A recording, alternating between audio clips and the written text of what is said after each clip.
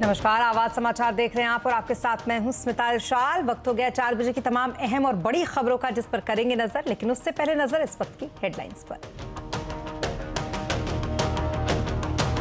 प्रधानमंत्री मोदी ने केदारनाथ और बद्रीनाथ धाम में किया पूजन दर्शन। उत्तराखंड में विकास कार्यों की समीक्षा के साथ ही करीब 3,500 करोड़ की परियोजनाओं का शिलान्यास। संवत के आखिरी दिन बाजार फ्लैट बंद, बैंकिंग शेयरों में अच्छी तेजी, मिड कैप स्मॉल कैप शेयरों में रहा बिकवाली का दबाव। अब दिवाली पर होगी मुहूर्त ट्रेडिंग। गीता के ज्ञान की तुलना जिहाद से किए जाने पर फंसे शिवराज पाटिल। बीजेपी ने बताया वोट बैंक की राजनीति, विवाद बढ़ने पर शिवराज ने दी सफाई। त्योहारों के बीच देश में डेंगू की मार, यूपी और बिहार और झारखंड में बढ़ा प्रकोप। इधर नए वेरिएंट के बाद कोरोना के मामले में भी तेजी, 24 घंटे में 2000 से ज्यादा नए मरीज। अब न्यूज है ज्यादा से ज्यादा लोगों तक पहुंचाने का जरिया। एनबीएफ कॉन्क्लेव में बोले बाग चेयरमैन शशि सिन्हा। न्यूज 18 के प्रिंट कैंपेन को बताया दिलचस्प।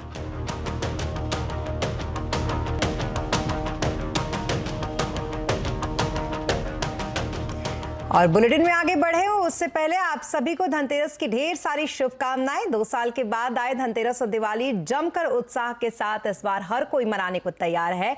आप भी मनाइए, लेकिन सेफ और सुरक्षित दिवाली जरूर मनाइए।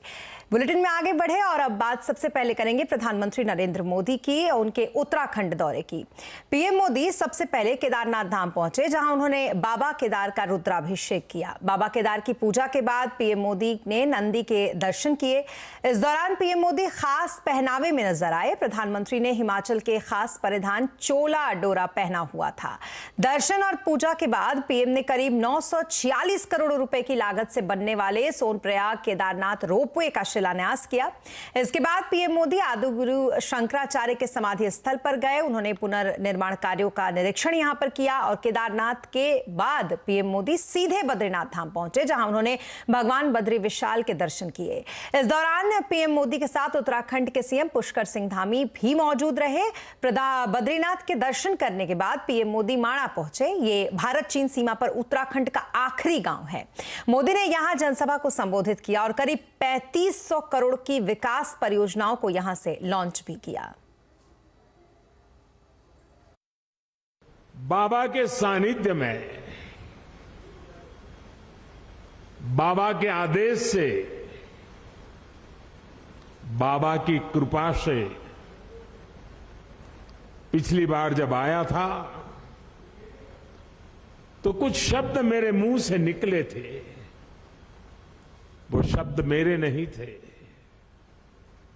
कैसे आए, क्यों आए, किसने दिए, पता नहीं है, लेकिन यूं ही मुंह से निकल गया था कि ये दशक उत्तराखंड का दशक होगा।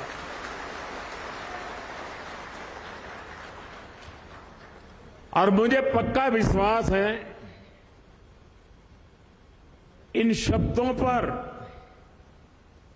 बाबा के, बद्री विशाल के, मां गंगा के निरंतर आशीर्वाद की शक्ति बने रहेगी।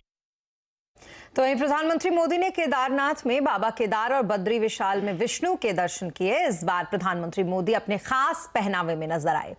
पूजा के दौरान पीएम मोदी के कपड़ों की मीडिया में खूब चर्चा हो रही है। पीएम मोदी ने जो कपड़ा पहना था उसे डोरा चोला कहते हैं। ये हिमाचल प्रदेश के जनजातीय क्षेत्र का एक लोकप्रिय पहनावा है। ऐसी मान्यता है कि गद्दियों के जो पूर्वज जय स्तंभ ने लंबे समय तक शिव की आराधना की। तपस्या से भगवान शिव प्रसन्न हुए और उन्होंने जय स्तंभ को एक चोला, डोरा और टोपा भेंट किया। कहा यह भी जाता है कि तब ये तीनों यानी कि चोला, डोरा और टोपा गद्दी पुरुष की वेशभूषा के एक अभिन्न अंग बन गए थे। और अब बात केंद्रीय गृह मंत्री अमित शाह की, जो आज पुलिस स्मृति दिवस के मौके पर राष्ट्रीय पुलिस स्मारक पहुंचे, जहां उन्होंने ड्यूटी पर जान गंवाने वाले पुलिसकर्मियों को श्रद्धांजलि अर्पित की।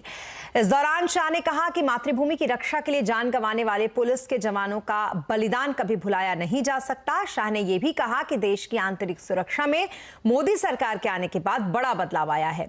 अब युवा पत्थर फेंकने को मजबूर नहीं, बल्कि देश सेवा से जुड़ रहे हैं। की एकता और लोकतंत्र की रक्षा में लगभग 35,000 से ज्यादा पुलिस कर्मियों ने अपने जीवन का बलिदान दिया है। हम भारतीय इस दिन पर इनको श्रद्धांजलि देते हैं। अभी अभी पिछले 8 साल में प्रधानमंत्री मोदी जी के नेतृत्व में भारत सरकार यह सुनिश्चित करने के लिए निरंतर आवश्यक कदम उठा रही है कि हमारा पुलिस बल किसी भी चुनौती का सामना करने के लिए तैयार रहे। और अब बात करेंगे पूर्व गृह मंत्री और साथ ही कांग्रेस के वरिष्ठ नेता शिवराज पाटिल की, जिनके विवादित बयान पर इन दिनों घमासान मचा हुआ है।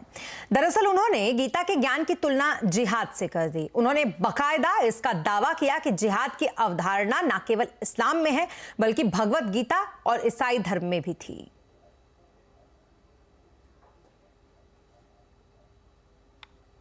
और वो सिर्फ कुरान शरीफ के अंदर नहीं है, वो महाभारत के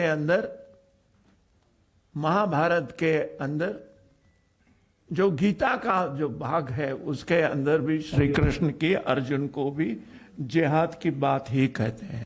ये कुरान शरीफ में और गीता के अंदर है ऐसा नहीं है, मगर जो क्रिश्चियन लोगों ने लिखा है, जैसे कृष्ण ने भी लिखा है, और उन्होंने लिखा है कि I have come here not to establish peace but I have come here with sword also. हालांकि बाद में मीडिया में हंगामा मचने के बाद शिवराज पाटिल ने सफाई दी इस पर, और फिर उन्होंने ये भी कहा कि गीता में जिहाद शब्द होने की बात उन्होंने नहीं कही है।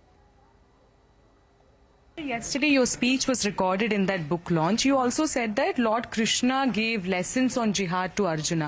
I didn't say jihad. It's a recorded statement, sir. No, have you that recorded statement? Because I have read, they just showed me the recorded statement. It is not. What exactly did you say? Because every I said that if war is fought, we can't call it jihad. One party can be called a jihadi party, but the other party which is trying to establish truth, establish giving help to the poorer section of the society, we can't call them jihadis.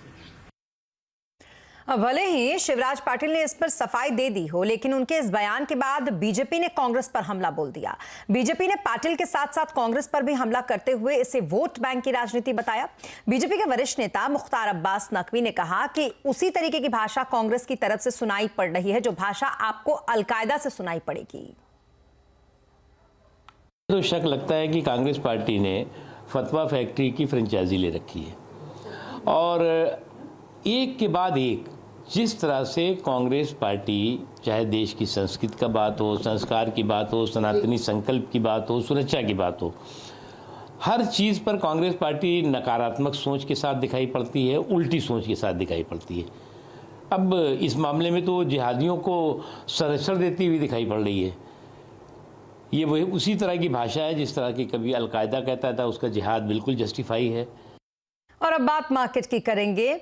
संवत के आखिरी दिन बाजार आज flat बंद हुआ। कारोबारी हफ्ते के आखिरी दिन सेंसेक्स 104 पॉइंट चढ़कर 59,307 पर और निफ्टी 12 पॉइंट चढ़कर 17,576 पर बंद हुआ। तो वही निफ्टी बैंक 685 पॉइंट चढ़कर 40,000 के पार पहुंच गया। मिड कैप स्मॉल कैप शेयरों में बिकवाली रही। बैंकिंग शेयरों में शानदार तेजी दिखी, तो वहीं कंज्यूमर गुड्स मेटल शेयरों पर काफी दबाव आज देखने को मिला। शेयर बाजार में कहां और कैसे बनेगा पैसा और दिवाली पर क्या है इन्वेस्टिंग के गुड़ मंत्र, आज शाम 7:57 पर बाजार के दिग्गजों के साथ आपको बताएंगे हमारी खास पेशकश निवेश का में।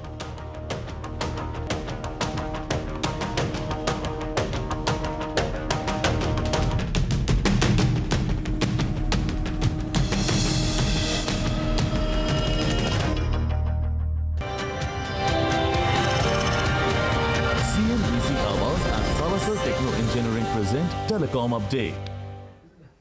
देश में 5G सेवाओं की शुरुआत के साथ टेलीकॉम सेक्टर में नौकरियों के अवसर भी बढ़ गए हैं। सरकार के अनुमान के मुताबिक अगले 2 साल में टेलीकॉम सेक्टर में करीब 80,000 सीधे रोजगार पैदा होंगे। देखिए इस रिपोर्ट में।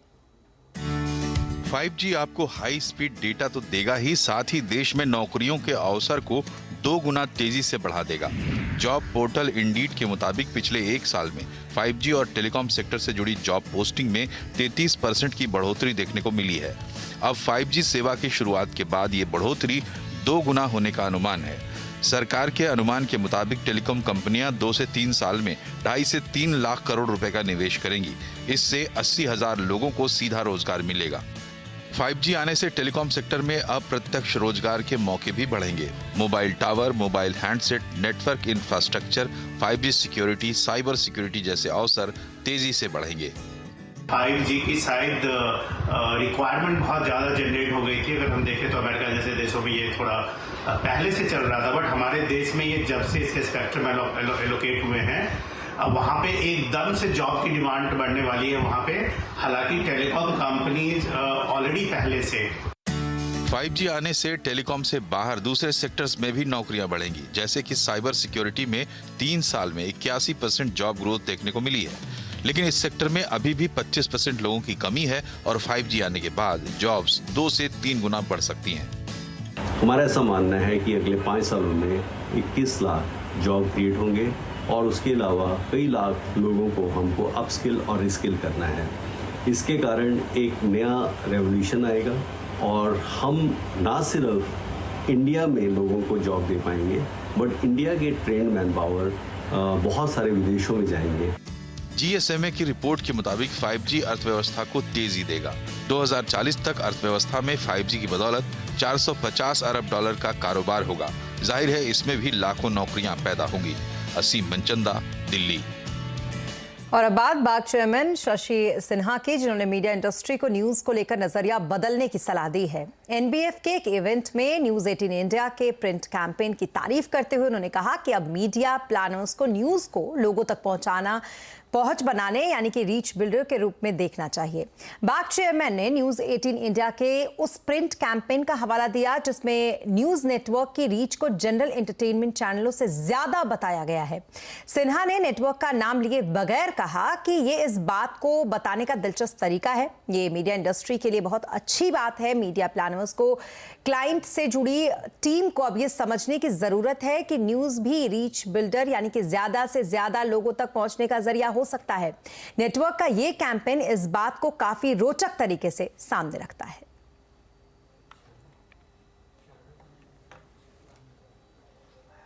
और इसी के साथ इस बुलेटिन में फिलहाल इतना ही, लेकिन खबरों पर लगातार अपडेट के लिए आप बने रहें CNBC आवाज के साथ। नमस्कार।